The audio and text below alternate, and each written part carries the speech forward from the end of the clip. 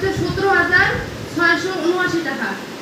তারপরে member saving receive করছে 12,500 টাকা। তারপরে আছে পেনাল্টি রিসিভ হচ্ছে 2,435 টাকা।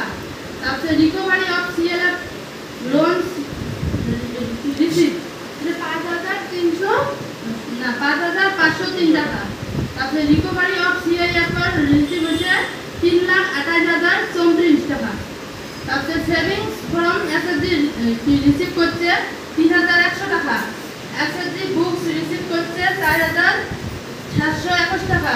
তারপরে ভিজিট ফি হচ্ছে 4,000 টাকা।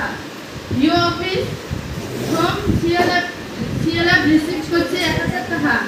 তারপরে অ্যাকাউন্ট রিসিভ ফ্রম ভিও প্রেসিডেন্ট 800 টাকা। তারপরে ক্যাশ অ্যাট ব্যাংক হচ্ছে 27,387 টাকা। এই ওপেনিং স্যার কইছে এই দুটো একসাথে করেন আমরা হিসাব লিখে দিচ্ছি স্যার। ক্যাশ এট ব্যাংক টাকা স্যার এদিকে তোমার ক্লাস করে ওপেনিং মত লিখে দিয়েছে। আমরা ওপেনিং মত এটা আগে বসাইলাম যে তারপরে আমরা হিসাব লিখে দিচ্ছি। তারপরে মেম্বারশিপ কি লিখছে রিসিভ 620 টাকা। টোটাল আছে 4,30,114 যোগ করেন তো শুনছেন আডি হইছে সবরে এলো 4 লাখ হইছে এলো 30,000 মিলিছে কিমান আছে ক্যাশ ইন হ্যান্ড এইবারে চাও এই লো পার্টিসিপেন্টর ফালে চাই বুঝাই দিও ক্যাশ ইন হ্যান্ড আছে 800 টাকা। কত হইছে আপনি দেখা দিও এটা জমা দিলে ফার্স্ট জমা হয় এটা 800 টাকা ইয়াতে করছে।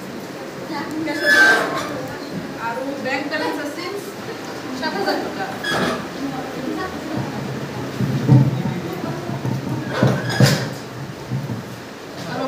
আর ব্যাংকত আছে 7,000 টাকা। 7,000 টাকা তো ব্যাংকত বলি বুঝি পাইছে ওপেনিং ব্যালেন্স কিমান আছিল আপনারা কোশ্চেনত কিমান দিয়া আছিল ওপেনিং ব্যালেন্স 800 টাকা।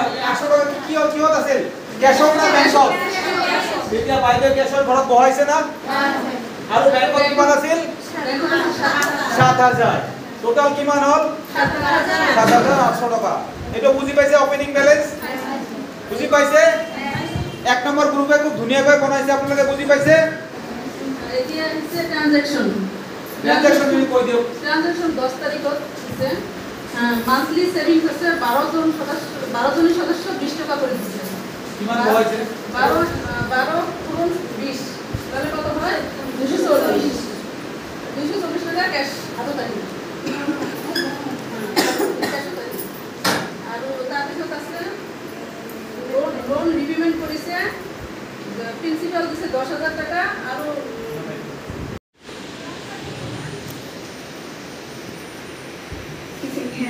ঠিক আছে তথাপিও ধন্যবাদ বাইদেউ আপনি উঠি থিয় হৈ গৈছে এনেকুৱাই লাগে আমাক। এই আমি 4 দিন আমি নিজৰ মাজত যি জানো আপনি যিটো জানে আপনি কব আমি যিটো জানো আমি কম। গতিকে এইটো আমাৰ মাজত জ্ঞানৰ আদান প্ৰদান হ'ব। আপুনি যিবিলাক জানে আমাক জনাব আমি যিবিলাক জানো আপোনালোকক জনাব।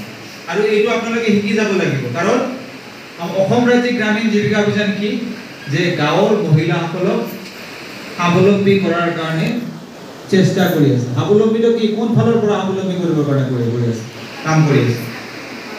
খালি আৰ্থিক নেকি খালি আৰ্থিক উন্নতিৰ কাৰণে চেষ্টা কৰি আছে নেকি সব ফালৰ পৰাই যেনেকৈ আৰ্থিক উন্নতিৰ কাৰণে চেষ্টা কৰি আছে সামাজিক কৰি আছে।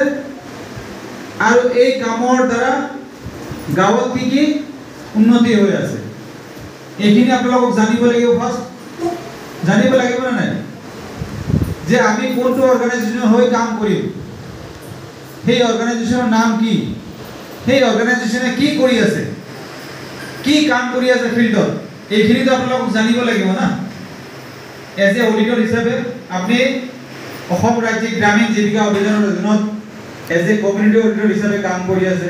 গতিকে অসম ৰাজ্যিক গ্ৰামীণ জীৱিকা অভিযান কি বস্তু সিহঁতে কেনেকৈ কাম কৰি আছে সেই বস্তুটো আপোনালোকক জানিব লাগিব না নাই হয় না নহয় জানিব লাগিব না নাই।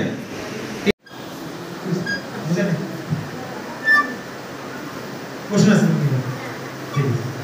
তাৰপিছত কি কৰিব লাগিব টোটাল তাতে কি কৰিব কক 4% টু কক বলে কোন কক একো নকয় কি হ'ব পার্সেন্টেজ কেনে বলব আপোনালোকে সাপোজ ইয়াৰ উপরে ওলাই আছে আপনি মাহত ই কেদিন আছিলে উপস্থিত 3 দিন টোটাল কেদিন হয় মাহত এদিন নাই 4 দিন আছে না উপস্থিত কেদিন আছিলে প্রেজেন্ট 3 দিন আছিলে এদিন অনুপস্থিত অ্যাবসেন্ট তাহলে কি হবে মিটিং কিমান পার্সেন্ট হবে কম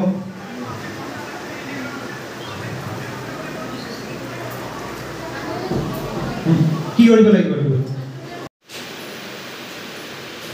লোন দিছে কিমান দিছে 2000 টাকা তাৰ পিছত কি কৰিলে ডেটটো যাব আপোনালোকে তাৰ পিছত কি কৰিলে 11/7/2025 8000 টাকা এসএসজিটোৱে বেংকত জমা কৰিলে তাৰ পিছত কি কৰিলে পাৰচেজ কৰিছে এটা বস্তু কিনিছে ষ্টেচনাৰী বস্তু কিমান কৰিছে পাৰচেজ 160 এটা আপোনালোকে এই ফৰম্যাটে কৰি দেব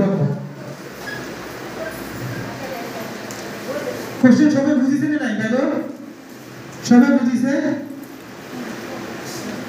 ভাই সবাই বুঝিছে না নাই পিছপাড়া দাদা কথা বলতে কি আছে বুঝিছে